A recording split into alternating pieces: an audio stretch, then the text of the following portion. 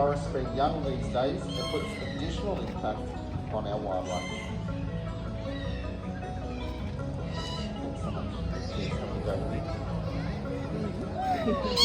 That's right. And if you don't have a backyard with a tree that old in it, you don't have to worry. There are still lots of things you can do in order to help out species just like this and many others. Installing an artificial nest box is one of those things. And if you check out the speaker pole over there beside, it is in green, and underneath of it is a QR code. If you scan that underneath, it tells you all the information that you might need to install your very own artificial nest box.